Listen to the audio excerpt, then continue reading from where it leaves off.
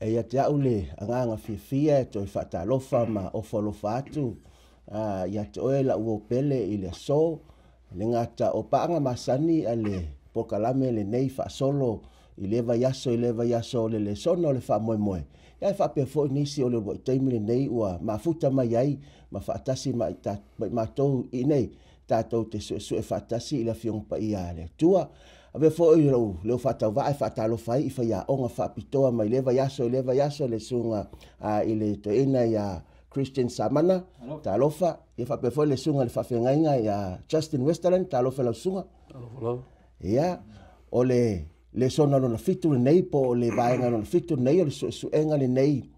o le tuspa ia o fa autuina o le malo longa ia Keriso. Tatou tele i amata i le su ino le fiong pa ia le tua. Au te vala ulia puno mai ia lo wao fa tasi mai matou i nei. La au whaia le tātou te talo. Pupu lava e amata ai le tātou whasoa.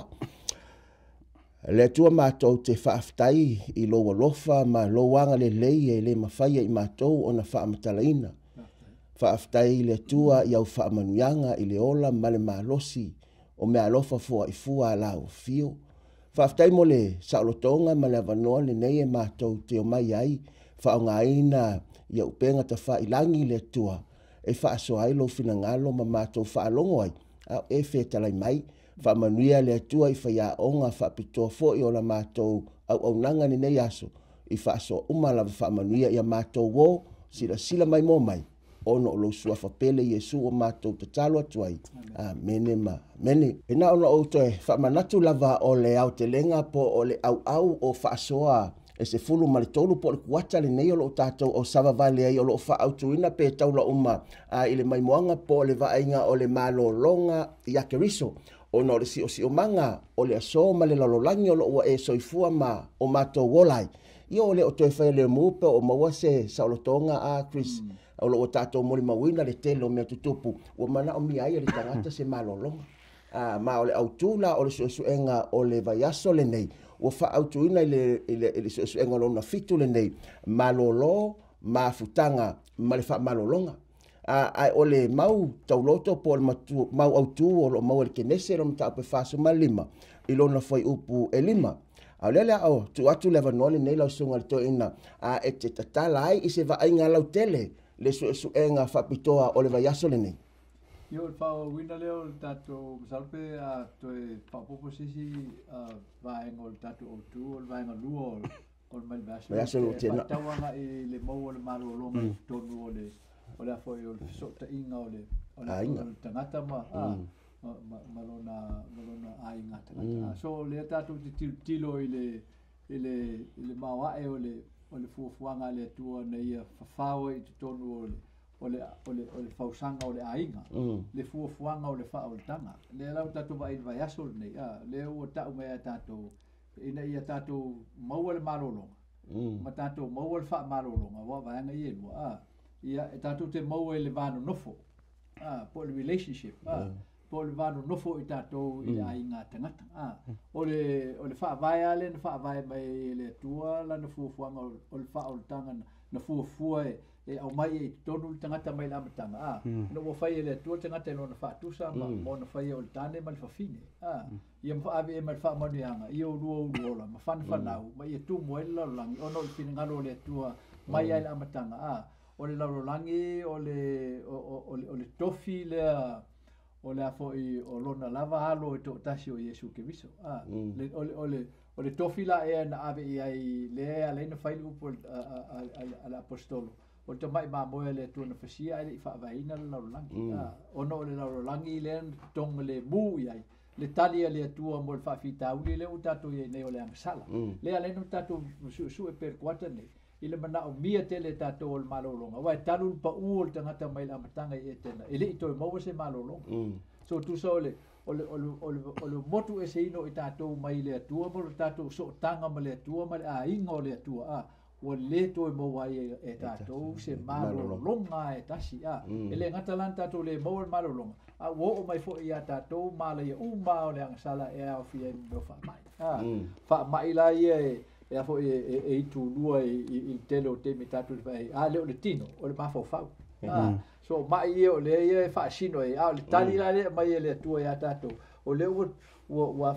fa o le tua to o le vano no fo fa le ainga o le ata la titi la e o le tato vano no fo fa le ainga te ngata wa o tato ainga tai to tasi la iti e fa wa ile ainga te ngata la tele le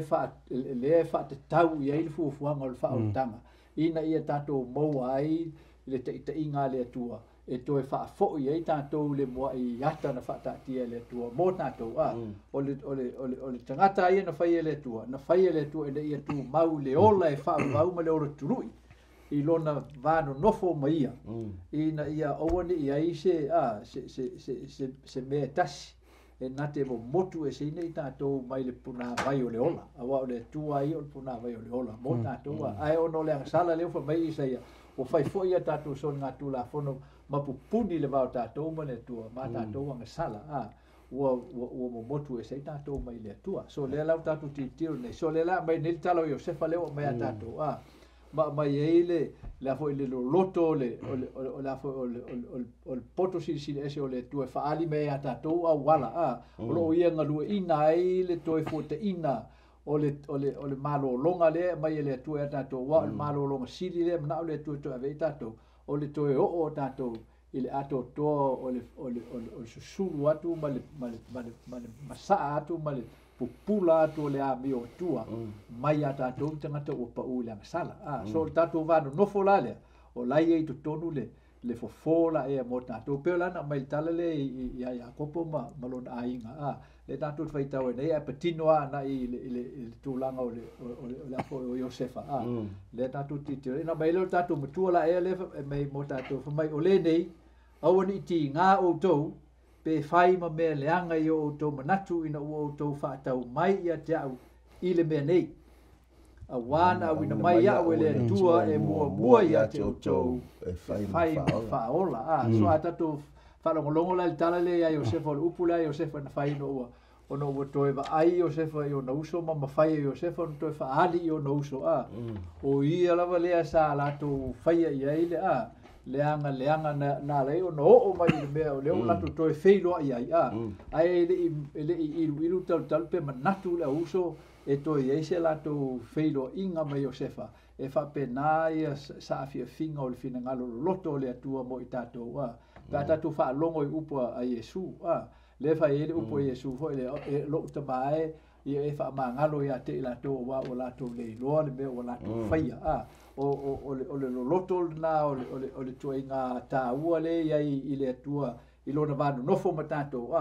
le e nga lue le tua ile ia to fa tino ia tato il tato vanu no fo tato te to tas ile ia fa penal tato la ngona ai mo ba le tono ai nga le ia fo le fa tu la nga mo tato so ina le la tato il tato le sona mo le asol ni ya matato tilo ia pe fa pe feo to fa fo tato malulong pe fa pe feo no mo tato fa malulong e ala il tato amana ia mo le tato i lo le atu matato la ngona ato to le taua o le tato vanu no fo fa le ainga tengata lo tato va fa le ainga tono le tasi Faftai lau sunga le to ina wai taua wa leo le so ina mai lea o le mai moanga sa tato va ai le vai aso na tenei wa pese i o le vai aso le nei lau sunga fa fenga inga Justin o tato va ai ai ili fa manga longa ma le me mafai o na ia faia mo loto tangata o le mafai o na malolo po le ale me mafai o na mai fa manga longa le loto tangata o le mafai o na malolo wa o le o tato o mai vanga mo le nei o fa autuina o le fisanga i ma le taimi ua te a po le taimi ua tuanai wa le o tato man ma vai aso wa ma vai nei fa tau le tala ia Iosefa ma le tulanga no o iai le o amata le so engol vai aso le nei le o to sul fa mai ia tamane ma fai ona e fa la tele la sunga fa fenga ta ua ia e tato le sona o le nei vai aso pena na fa ilo mai ia o le continuation po o le fa wa wina o le tato le sona ma le vai aso le na tua nai o le membo mo lava le au mai e le u i aso le u fa tu ina o tu vai le i me o tua nai e le fa apea la o fa mele le sona e te tu mawai i mea o le tua nai or to remain or to dwell on the past o le fa mai e ta tau e ta ua lo i loa o mea na tutupu li tua nai e loa i le fua ina o le awala e te savali ei awa ia mea whaatatitia mo le luma nai o le mea mua lava o le mea le tau mawhaile le sona le au mai le urua i aso e whailoa mai o le whaamanga longa e le o se mea e au mai e le atua e whai lau pule le ai o le whailoa manino mai o le mea e tatau o na whai el tangata ina ia mawhai o na maua le malolo pe na whailoa mai le lua le korenito le lima le whai po se fulu ma le iwa whai mai o le nei sa ia ke riso le atua ua whaaleleia e ia le lalolangi ia te ia ua le tā ua a lātou anga sala ia te i lātou ua ia tu ina mai fo ia te i mātou le upu o le lenga o le wa whailoa mai upu ia Paulo o tangata uma lava e muli ia Yesu ke riso po e tu mau ia Yesu mo lana mau o le whailoa mai o tangata e lauti o ma ave le upu leo le lenga lauti o ma ave le upu leo le reconciliation o fōringa mai lao se mea tāua te le nofo le lei o tangata i e wheme o tangata e muli ia Yesu o le lai whailoa mai le aso lea o le tāua ia o louwa ai i tua nai o louwa ai i mea na tutupu lea la tau te wa ai e le tusi o kenese whaase furu ma le lua lona whaipo e fitu e whaangata mai le lua se furu o le e mai i le suenga i le urua i aso lea tau ana tatu wa ai ei au o le aso lea po le teimi lea ua toe fo i mai loa ia le past po ua toe au mai ia e le atua ia mea na tupu i tua nai e toe e wa ai ei le tangata ni o Iosefa au wa o le i le au whapitoa e whina ngalo le atua e tatau ona na maua i Iosefa i lea lai whailoa mai le aso le whai mai le tala ina ua sau ia o iloa e Iakopo lo iai ia mea ai i oi ai kupito whai mai leo lana whanau e su e mai se lato mea ai pio e whatau mai se lato mea ai oi ai kupito ona o atu le me wala lata lon au uso i lumo le lenga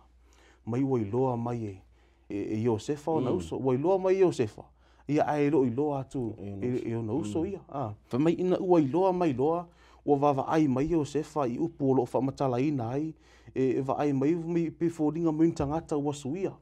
o le mea mole na saulo na mafau mea lona lua sa va ai mai sa ia mafau pe mata e moni ia le suinga le o ia le vaenga le au o le fta te sue ai se ale mea na fai e Iosefa ia tofonga ia na ia faia i ona uso pe ai se ale mea na ia tofo ai i ona uso i mea ia na ia faia fa mai el salamu es formal fitu lo na fai upo e tolu lo fa matala mai le ngaluenga le atu e fai tangata fa mai o te so e ina fo i lo loto mai o te asia foi oe i le teimi o le pongisa o le fai loa ma i le ngaluenga le atu e fai tangata pe lava o le mea le na fai e le ali o Iosefa i ua fai mai o le ngaluenga le atu e fai mo tangata na te su e ina lon tangata he will prove you awa e fenta to fa pe tu lo le atua ua tu ule o langa tuai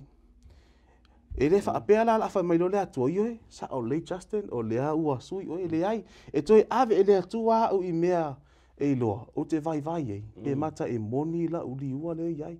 pe mata e moni o le ala tau te vai i le ngaruenga le na fai e Iosefa yo na uso le na fia i loa Iosefa pe moni ala ntato i loa vaenga le a fai te vai le kenesi le loa fast for ma lua o lo fai mai e Iosefa o tou e oni spy are you spies o le winga upu le spy e ave tangata e le tangata moni it's a person that claims to be something they are not so le la fia loa Iosefa pe moni ia ia na uso ia o mai ale ata se vai le tau o le aso le ngata na mo na iloa Iosefa e moni ia le swinga o ia na uso e fa mai na ia va aia ia fu o le nganga le ia na uso me va ai atu ia te la tu le lofa o ia te la tu fa maoni o le pena fa ilo mai tu se o le gospels fa ilo mai a tree is known by its fruits e fa pela na tofo Iosefa na uso e fa apea e lo po le ala tu vai ngai ai na tofo ta Iosefa io na uso a wa na te fiva ai po wa fu io na uso le fa ilo mai o tangata e va ai i le tu nai e ta tau ona umalona e vai e avea ia mea challenges mo mea lutua na e tauna fua mai ni fua lelei ia i tātou le tāua o le aso. Whaftai e tāua wa lea ua ole o mai o uso o Iosefa, ole toi whaamanatu le ia Iosefa le mena tupu le taimi tonai. Sa ole. Awa ole mea mauti nole na. Ole ua toi o mai, ua toi manatua umalava i Iosefa le mena tupu. Ole ana ia whaia le awala lea e na te toe sue po whape i mai le tūlanga ina wala e se me mele ainga po tū maua winga ia po o sui e whaftai o le mai whamtalanga wa amata o na pui le wali e le usola i titi lea o Penyamina le usola i titi Iosefa manola to usola i titi e tau mai e ia Iosefa o lo ia le suinga i tono le ainga talu o na alu e se mai lau sunga le to ina samana o le vaenga lona lua le sosuenga o lo ua whaautu ina whaatūlanga le laasanga e so ai po ili whaaperetania setting the stage o le whaaperetania le na a tonu o le fesili ili mawhauwhau Iosefa whaamata ua salamo whaamaoni o nausu mawhai ona e whaalau tele mai i le vaenga lea o le tātou sosuenga lau sunga toina o le vaenga tā ua lea o le tātou te loa mai le tātou masani i awhionga le tua o me uma o tono le awhionga le tua e awhie o tala te tasi e whaataua nga i lea perfecta po lea patriarka ma lea ma lea po i whaamasino ma lea o si taulanga o ata uma i o Iesu so o Iosefa la o le ato Iesu le tātou tilo iai so o le tātou vaaila i le vaenga le ta ua sauni uninga na ta penai a wā o i le e a ngai mai ai le whaatinonga e a fo i le tua o le ata o le wha o le tanga e ala i mea na tupu le tua nai me iau tātou uma tātou vai iai na tupu le soifuanga o Iosefa a wai o le whainga o le teinga le tua moe a mai le tua le whaalinga o lona fina ngalo mantua na o paul tangata i langa sala i le whapena na fo i na pongi sal tangata le tūlanga o iai ina ua uma na whai le tua tangata na ato o tua le malamalama o le tangata i lona vana nofo ma le tua polo inga le tu tu iai ia mali unga o lana filifilinga na lai ona paul tangata langa sala a uia tu le se le polo inga le tu mal fatu nga le tu ia te ia mai la mtanga le na lenta tu o langa sala e fa penale le tu langa lenta tu ia Iosefa o Iosefa fo e tupu mai Iosefa i tono lona ainga na ave ia le tua fa alinga o lona fininga lo ia Iosefa le tatu te moa i tala anga fa tau i bitia Iosefa mal soifuanga o Iosefa i tono lona ainga ia mamafu ai tatu vai i winga ia o Iakopo no fa alia i lona vanu no fo malana fa na e pele ia Iakopo lona tali ile awa o lona tali ile fa na yo tau sanga o le o tu ia po le winga o fa tau ngol na fa upunga o lona tali ile fa na no ma vai tau sanga e tele o me no ui mai Iosefa i tof fonga o lona fa tua ile tua awa o le tau ave Iosefa le tala anga o le taita inga le tua mai lava ia Abraham le tama o le tama o le tama Isaac o le tama o le tama ia le ia fo e fa na o Iosefa so le malama ia fo ia Iosefa i tala anga ia na fa matala fo e Iakopo ia te o la tou o le nu o le tua o la tou o tangata o vala wina le tua le te le ave le tua le miti ia Iosefa na fa tilo le tua ia Iosefa lana te inga mo ia ile lumanai le ala ona inosia Iosefa i tono na ainga e ono uso ia matato vai i fuo le anga sala ile vano nofo Iosefa mo no uso ese umo na tutina awa tatu feita tala le o le fa naua ona ai fo ia ale pekama o ala sela mai fo ma lia le fa nau mai ele vaenga le na tele no uma ia le ya le ngai Iosefa o vaenga le fa nau mai ya lia le Europena le matua o Simeona o fo o Levi mai fo ma Yuta o la tona pese ina tamo fai fa sao Iosefa le temin na fo na feta ia uso ia so me uma ia o me uma ia o ata o le pua nga o ke wiso le ngafa ma le tua lona silse mai no o paul tangata le sala mal matua ti tino le tua i le vai mai i lana whanau o matua wha o matia lang sala. Wha penal tu langa lena e o se wha. Le tātou te vai e. So il fesili la lena e mo tātou e wha tau i le tua. Pe wha pe whea mai le sila lofa le tua e tu sai malona lofa tu noa. I le tangata e afo i whaina avelu pule. O le tangata o wha se ina le valeo lo ne ia. Lava mawha whau. I lona le i loa o le loto o le lofa o le tua mo ia. Nā leina ia whaia mo na wha tino ina. La sanga na wha i loa tua i le tua. Lona te te lona whina ngalo. Po lona le fia i winga ma mio le tua. E wha penala le ata lea mai ata to. I so sila. Pena wha pe fenta pena le tua ia. E wha fia ngai ma le pa ua le tangata lea e ta ua lona tali. A leo fau vali. A leo fau vali lona whina. Wha pena fo ila tu langa lena e o sefa. No o toe whelo ai mo no uso. O le fesili te lea e o sefa. Wa e le wha pena o mai la uso e le oiloa e o sefa o no uso i no mai. E loa ma mao toa i o sefa le e o no uso te ngata i o mai o le situ e matua ngalo e le uso po o feo o iai o sefa ele iai ma se manatu o le vahengo i o sefa le la tu te tau mai e pe tai o sefa le la tau mai o le o sefa le na tuanga le anga e so te le i o le toftofonga o le afo i o le winga o le atua le na to fatuina tonu iai o sefa na laina ma fai o sefa o na ui toftofonga ron fatu tu ma sful fitu on tau sanga no fa tau o i afo i lau i sa mai ma ave anga i ko pito ma la ngona sa tutupu mai ono mea sa tutupu ia mai uai na i loi o sefa o lona fa tua i le tua lon tamale na fa no longo ai o titi o ia o le taula le o lona fa moe i teimi ne o tau no ia ma le i loi o sefa po fela fa i le lumanai ai pe tai na tu mau o sefa i tala ia o le ta inga le tua lona nu mai a programo mauti noe ele i pa u fo i tala anga la el tala anga ya no e tau lava ya tamu wan tu mutu le fio ngale tu e nau no po le la ta tu tilo ia pen fa pe fea on ta penga Josefa mo le feilo inga bonus ale ta tu vai tu ta penga Josefa e ma e ma ato to ta penga Josefa wale fa metu spaia ai le yo o mai leongi sa fa manuia le tua ia Josefa no mai Josefa mai fa pui men ave e ona o tua i seina Josefa ile anga sala le na tua ina e la va potfal ona toi fa fo ilo Josefa yon tu langa ro ia ma fa e ina Josefa ma fa nau me na fa nau e fa ngoe Josefa la na fa nau i ngoe fa winga na te inga le tua mai o ai o le tele i tua manasi o le winga o upo manase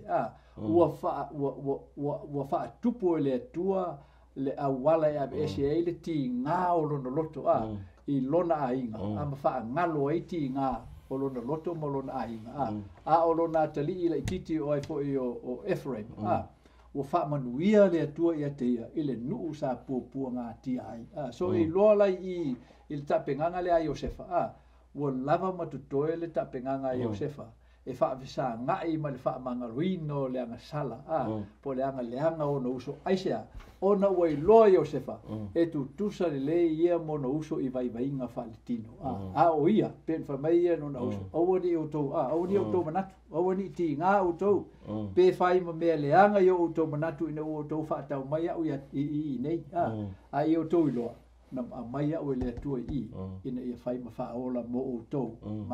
ma tato uma tato whanau. Au fi ai ma le nuu ai kupito, le ana whao ngai le tua Josefa, e wha ola le teimi o le ongi. So te le o le ata le e tutonu. O le fisiri lalna, pen wha pe whea na sau niuni ia Josefa. Ma ta pena Josefa, e ngafa ma le wha mangaloina. O mea le anga e o mai le o langa. E peila o tatou ma le tūlanga le o tatou ia i le angsala. E uina tatou polonga le angsala. Ai nala na wala au tātou e le tua. Ina ia a vea i tātou. O tangata e ngā lulue whaatasi ma le tua i le whaolitanga le fuafuanga e suke viso. E tātou te ola i peia fo i o na ola i e viso. E fo i na mailu na ola mo tātou.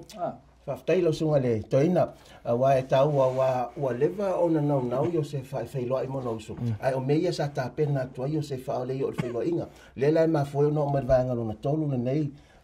o le tātou whasoa lo sunga le whawhenga inga Justin. O lo o wha autuina o le wha mangalo o ma whangalo. E le mauta ua le nao lo ia ina le rumai whawhoi koe fitu. Lo whapea whamtalanga amu ia e wa whaamangalo ina o lātou sori tu la fono. Ma o fitia lātou anga sala. Tātou te whaamangalo la, ona o umal whaamangalo ina i tātou le tua. Si whalau tele lau sunga, le whawhenga inga, ona o le tātou taimi. Moni leile le vaenga lea, o lesi lea vaenga tā ua, o le tala le nei a Iosefa. O le tau mawhainga lea su ele malo longa, ai a wala atu i le whaamangalonga. Le whailo ma i o le whaamangalonga, o le vaenga a matai, i le vaenga lea o le malo longa. O le tangata le su e su el tatou le sona. O le mau le au mai i lo tamu whai e whaamatala mai ai le vaenga le o le whaamangalo ma le whaangalo. O le mai i le mātai o le sifuru ma le valo vai po lusu ma le tasi. Whangata mai le tolu sifuru ma le lima. Tau tatou malama le winga o le mele o le whaamangalo ma le whaangalo. A wā leu whatua umatu le si vaenga le sona le whai me e tā ua lo va ai tua. E le whawhiala na whaangalo a le e ta tā ua lo.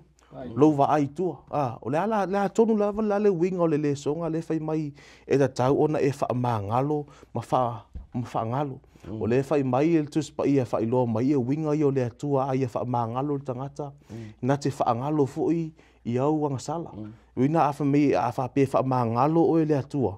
ava ai me le tua ia te o le tua va ai me tangata na oi ile tua va ai me tangata fa su tangata pa lava le mele o le tua tangata le na oti na maliu lo atali ipele ina mafai ona faola inga ole tahaua lea ole vaai le atua ale ala au mai le matai ole sifun mal valve pelusu mal tasi tot sifun mal lima o lo fa matala mai ai po le atonu la winga o upule le fa mangalo ma fa ngalo me mo lava ole vaenga le fa mangalonga ele o se mea ele te tau na vea le fa mangalonga ma mea e fa tanga ina ai ia lista ngata e fa tinga ia te oi au ai ni se o vai fa apele tu le on melo fa mangalo e fo dinga mai o le la fa atanga tu lista ngata yanga le anga mai te ai ai o le fa mangalo le ta mo fal tu spa e failo mai o lo fa matu atu le le tinga ma avenga o le ua au mai el tangata le fa ti e luna o tau au ele o se e ta ua te le la le vaenga le o le fa mangalo pena failo mai el salam o el fata oto le furu mal fitu o le mato i whaale tonu lava o lua vā malea tua. Pea whai ele ia te oele vaenga le o le whaamangalonga. Le lato te vaai e le manu wia le na iaia tangata ni o Iosefa. Ona o le na whaamangalo. Awa ele mawhai ona o Iosefa i le vaenga mawalunga le o iei o le pale mia o aiku pito. Pea na whaapele o tangata na whaamangalo. Ana whapea na umau lava Iosefa i ti ngā ia o le peo dwell i le past. Te loa ele tauna o Iosefa i luna i o. Ai ona ua whaangalo, mo whaangalo i Iosefa. O te iloa le vaenga le na mawhai ei ona manuia tangata le o Iosefa. Whameila le mātai o le sifuma le valu. Mai ua whatoa lava na o hao ia Iesu i ona au so. Whatatau le mea le a whai se so uso ia te oe. A o hao. A o hao ilo uso e whai ilo oila na mea se le na whai. Mai a whai lo lau whamelo uso ua whaamangalo e taula na whaamangalo ilo uso. Ona saura il tala whameu whisiri loa i tangata leo Peteru. Iesu, e whaafia e na u whaamangalo tangata. Au wal temi le na au hao ia le au tusi upu mal au Pharisee mal au Sadukaio. Whai mai na le whaono lava ona mawhai ona e whaamangalo tangata. Au malo le whaono na whao oi lo sala iai. Ale ala whai mai Iesu le ai. O te hao te ati oto e tauna fitu se fulu whaatele fitu, 70 times 7, i le vaenga lea o lou whaamangalo atu. Awa le te ma whai Iesu e whai lo atu, le vaenga le tamaro o whai e tātou. O lo ono sa i pēa. O lo whaamaua lalo pēa le loto o lo tātou tamai le langi. I le tele o tātou sala. O i lai tātou pena whai loa e lau sunga le mau lea Roma. O i lai tātou la tātou tāwhi ofi mau ai e le whaamangalo o tātou uso. A o lo tātou tamai le langi. Ele eisa nga sala le wa whaamangalo mai i tātou. Whai mai lo ma le whamatala loa i Iesu, e le whata oto lea na whamatala i Iesu. E whatatau i tangata ia ua atu e ia latou sala. E le tangata whamei e sau le tupu ua, ua te lē lava lana sala fa mai ua faamagalo i le tupu o le upu le au mai ngā fa mai he forgave his sin and his deed o mea na lua tāua na au mai a fa mai na ia faamagalo i lana agasala malana sala o mea na lua na faamagalo ina e le tupu o le ale winga o le upu na faamagalo le agasala ma le sala a fai o tangata lea o lana agasala i le tupu o le faamaoni. It was his unfaithfulness o lana agasala le tupu sa faamagalo ina le tupu e le ngata lea sa faangalo fo i le tupu ia lana sala lena ia lana fia lana debt so le atuanga le o le vaenga le forgive and forget le ngata te faamagalo i lo uso i lana agasala ia te we a te faamagalo fo i lana sala la sisi vaenga e faamanino ati le melia faafeta inga tangata fa tangata e mawhainta tu faamagalo i lana sala lea ia tātou le lea alofa mai ai e tau fo ia tātou na faatoa i le forget e awane i tātou avenge awane i tātou tau i masui awa o le fai mai le Romans fuluma Lord fai pos fuluma riva mai le o whamatalanga mai le tu fai mai awane i tau i masui awa o le vaenga o le fai loa mai le tu e tu watu ia te ia o lana ngā ruenga le fai o le ala fai loa mai i le tahaua tele o le mea le forgive and forget o le atoanga fo i le mea ua to tele wana o le faamagalo lava o le agasala ai le faamagalo le sala a leo fai loa mai e tahaua o le atoanga o le mea o le forgive e tauna i le mea le forgive and forget te faamagalo le agasala o lo uso ia te oe tau fuina te faamagalo ia lana sala faafetailo sunga le faafeginga wa lo nuinga i se faapuga faigofie ma le puupuu lava o le faamagaloga e le o lo tatou manatu le faatanga le tagata le e faauauna na me le fai ai o lo tatou filifili lea e fuli tua mai i la tatou wa ia tatau ai la tatou ia tatou te tau masui ai ai tuu loa i le atua i lana tau po lona finagalo alofa ma fai ona tau i le tagata o le la ua umana ma vai mai le vaenga le lausuga le toina samana i le vaenga lea ua tatou o mai ai o loo fautuna ia faatinoina pe making it practical lona winga po le ala vala le telo meia a fesili o ila amata fesili tawana o ia amata kau ki faakali o pe kau ki ai amaka mea fai na e faso melo sunga toina e amata mea tatou wai o le whaingal na o le afo i o le whaasolonga o le ngalo o le tua e amata mea le tua e no so ai lea ma tatou ia na so ele mo tatou so tangata e fa pena ona o mai ele to non fin ngalo mo tatou so tatou e fatali a fa o fa mangalo ele tua ia fa mai le o le o ngai ele tua ia fa mangalo tu ia yang le mai ia te oi so lo winga e ala na tatou lo fa mangalo o tatou lo fa mangalo ina fo i tatou so i fa tino ngala e o la fo o fa mangalo ia po tatou a fo ile winga ma bio e tusai o tatou e amatei so o le fa mangalonga la e fai tatou o filifilinga e fai tatou ono o tatou filifili e fai e ala no tatou filifili e fai ono o tatou iloa ma tatou tofo i le sao ma le lei o le fa mangaloino i tatou e le atua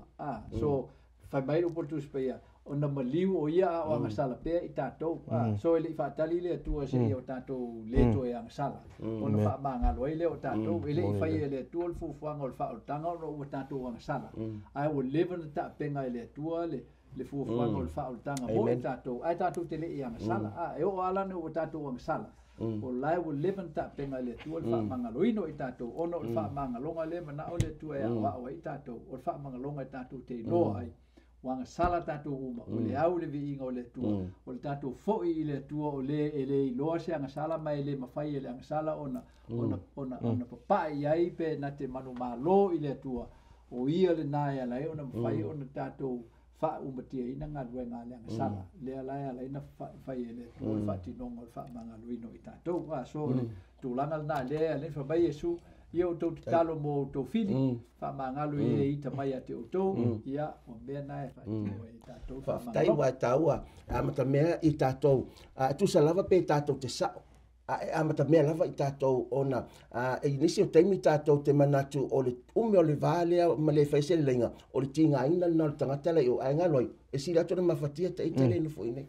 o le laasanga momola e fai wai pe o le ata na fai Iesu lunga o le satauru le na wala o lona tamai e fa mangalo atu ia lato te leilo le mele wa lato fai mai ate ia le foi tato te mo le tala ia Iosefa na mo fa mangalo Iosefa o le io mai ona no so na fai mo fi ai le fai lo inga mo le ma wai le lenga taua ia fa so ia le o tato o mai ile vai nga mun ne lo sunga le fa fenga Justin ile whaamtalanga e whape nei po lona urutala maua le mapusanga ina ua umar whaamanga longa o se whaamalosi nei a mai ele whaamoe mo tātou wa o se me whainga kākele mene o whaamangalo e nā o le tangata e toa le loto e mawhai ona whai le mene o whaamangalo o nisi teimi fia tausanga o lai alua se vanga nā le tangata e toa loto lo sunga le whawhenga test e mawhai ona e whaasoa mai pupu ulava ili vaenga whai ule nei o le tātou su enga o le so o le ala e whailoa mai tātou waso o lea muli lea. Lo whailoa mai ai le tā ua te le o le mea le tau ona umalona whaila unga ruenga al whaamangalonga. E ta tau ona maua le malo longa al tangata. A le whailoa mai le asa o lea, e teimi e whaila unga ruenga al whaamangalonga. Ia ai le maua lava se malo longa. E le mawhaina toe whaafo i lava i le lua mafutanga i le mea na iai pen tātou wa ai fo i le tala i le vale o tā vita masaulo. E ui lava na iei whamangalonga i le vālea. Ai le ito e fo i lava i se le lei e le relationship o vāo a inga ia. A lea lai whailoa mai i e le tātou waso lea. E ui lava e tupu mea ia. E tā ua lava ona tātou whaia le vaenga leo le whamangalonga. Awa a whai e le te whainto e whaafo i e le tātou mafutanga i se mea na ato o tōpeo le mea na iai. Ai whai mai e afu ia. e maua ia. E lau malo longa i mauai, a wale mele o le whaamangalo. E le se ngā male lo walu, e nofo i lunga o le afi se itu lo. Mai whaapea loa, a mea se iti ngā inga tangata la. A lea oe le ti ngā inga. A lea lai whailo mai ai, e le ngata, e teimi e le mawhaiona ato atoa ia le rest. E maua i le vaenga leo le whaamangalonga. A le whailo mai, there are certain degrees, e le rest, e maua lava i le tangata. Pe a whaapea e a fuia. E na te whaia vaenga le whamangalonga. Tā ua le vaenga